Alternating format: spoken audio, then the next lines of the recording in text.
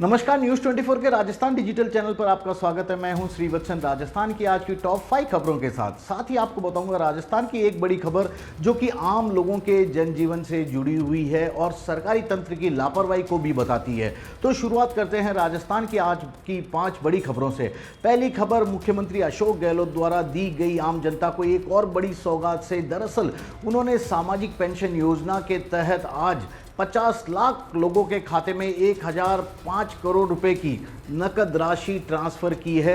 मुख्यमंत्री ने लाभार्थियों के साथ संवाद भी किया और बताया कि उनकी सरकार ने किस तरह से आम लोगों को महंगाई से राहत देने के लिए सामाजिक सुरक्षा के इरादे के साथ कई सारी बड़ी योजनाएं बनाई है और किस तरह आम जनता उसका लाभ ले सकती है। सीएमआर में इसे लेकर एक बड़े कार्यक्रम का आयोजन हुआ जिसमें मुख्यमंत्री अशोक गहलोत ने राज्य भर के लाभार्थियों के खाते में यह पेंशन की राशि ट्रांसफर की है।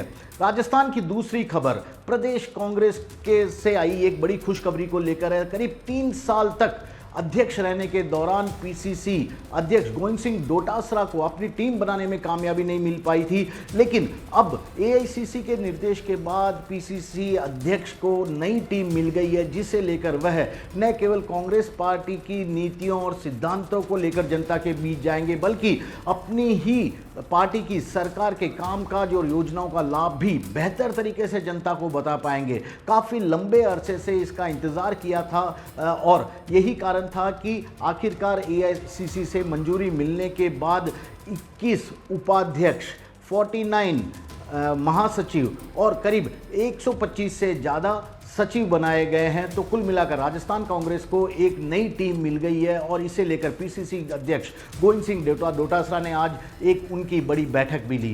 राजस्थान की तीसरी बड़ी खबर जयपुर के मुहाना मंडी से आई है। मुहाना सब्जी मंडी में अब टमाटर और अदरक की चोरी होने की खबरें सामने आई है। दरअसल 6 कैरेट टमाटर और अदरक चोरी हो गए हैं क्योंकि इस वक्त मानसून का वक्त है और टमाटर और अदरक जैसी सब्जियों के दाम बेतहाशा बढ़ गए हैं। चोरों ने इसी का फायदा उठाते हुए यहां के दुकानदारों के पास बाहरी राज्यों से आए टमाटर और अदरक के कैरेट को चुरा कर ले गए और इसका सीसीटीवी फुटेज भी सामने आया है। अब मुहाना मंडी की सुरक्षा को लेकर यहां के व्यापारी लगातार मांग उठाने लगे हैं। राजस्थान की चौथी खबर गहलोत सरकार के एक मंत्री के विवादास्पद बयान से है, जिसमें उन्होंने अपनी खुद की तुलना सीता माता की सुंदरता से कर दी और उनका यह विवादास्पद बयान कुछ इस तरह से था कि भगवान राम और रावण दोनों ही सीता की सुंदरता के पागल थे और यही कारण है कि ठीक उसी तरह से वे सुंदर हैं और अशोक गहलोत और सचिन पायलट दोनों ही उनके दीवाने हैं, उनके पागल हैं। इसे लेकर बीजेपी ने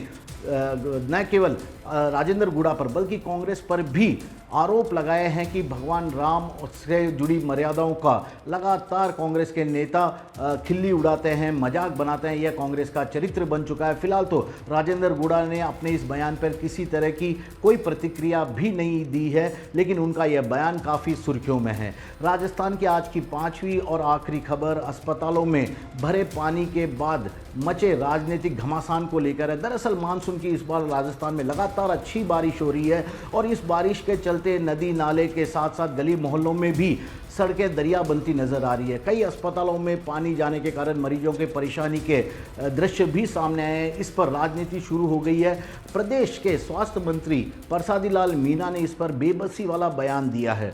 उनका यह कहना है कि राजस्थान के जो सबसे बड़े सरकारी अस्पताल है, चाहे वह जयपुर का सवाई मानसिंह अस्पताल हो, उसकी इमारत 50 से 100 साल पुरानी है। ऐसे में वहाँ पर इस तरह के पानी भर जाने की समस्या का स्थायी समाधान अभी तक निकाला जाना संभव हो नहीं पाया है। लेकिन सरकार अब नया ही आईपीडी टावर बना रही है, जिसके बाद कम से कम जयपुर के अस्पतालों में अब इस सबसे बड़े सरकारी एसएमएस अस्पताल में पानी भरने की समस्या से पूरी तरह निजात पा लिया जाएगा। लेकिन बीजेपी इसे लेकर सरकार पर आरोप लगा रही है और कह रही है कि सरकार अब भी लोगों को राहत देने के प्रति काफ़ी लापरवाही ही बरत रही है। अब राजस्थान की उस बड़ी खबर से आपको रूबरू कराते हैं जिसका सीधा सा असर राजनीतिक रूप से काफ़ी मायने रखता है, क्योंकि बीजेपी ने राजस्थान में सत्ता में वापसी के लिए अब परिवर्तन यात्रा निकालने का ऐलान कर दिया और एक बार फिर से बीजेपी ने आस्था के केंद्रों को ही परिवर्तन यात्रा निकालने की या शुरुआत करने की जगह बनाने का भी ऐलान कर दिया। दरअसल पिछले 2 दिनों से सवाई माधोपुर में नाहरगढ़ रिजॉर्ट में बीजेपी के तमाम बड़े नेताओं की अहम बैठक चल रही थी। इसे विजय संकल्प बैठक का नाम दिया गया। इस बैठक के बाद तय किया गया कि मोदी सरकार के 9 साल के कामकाज को जनता के बीच में ले जाने के लिए जनता के बीच में सही तरीके से बीजेपी नेताओं को जाना पड़ेगा और इसके लिए तय किया गया कि वह राज्य भर में परिवर्तन यात्रा निकालेगी, जिसमें बीजेपी के तमाम छोटे बड़े नेता भाग लेंगे। कार्यकर्ताओं को भी साथ लेकर मतदाताओं के बीच जाने की कोशिश की जाएगी और बताया जाएगा कि किस तरह से अशोक गहलोत सरकार जनता को राहत देने में पूरी तरह नाकाम रही है, किस तरह से राजस्थान में अपराधों में बेतहाशा वृद्धि हुई है और किस तरह से जिन आशा और अपेक्षाओं के साथ राजस्थान की कांग्रेस सरकार को मतदाताओं ने साल 2018 के विधानसभा चुनाव में वोट दिया था, उस पर वह खरा उतरने में विफल रही है। हालांकि यह पहला मौका नहीं है जब राजस्थान बीजेपी की तरफ से यात्राओं के जरिए मतदाताओं के पास जाने की कोशिश की जा रही है।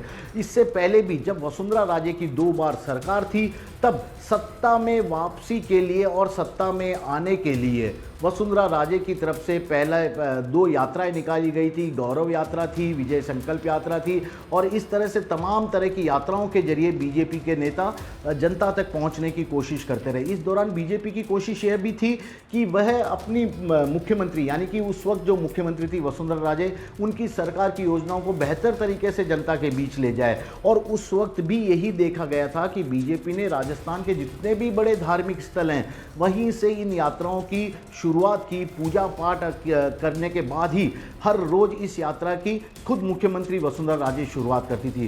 क्योंकि इस बार वसुंधरा राजे को चेहरा नहीं बनाया गया है मुख्यमंत्री पद का, तो ऐसे में बीजेपी ने तय किया है कि उसके तमाम बड़े नेता, जिसमें सांसद भी होंगे, विधायक भी होंगे और केंद्रीय नेता भी होंगे, वे सभी राजस्थान के जनता के बीच में धार्मिक स्थलों के से अपनी इस यात्रा का शुरू करेंगे, जनता के पास जाएंगे और उन्हें बताएंगे।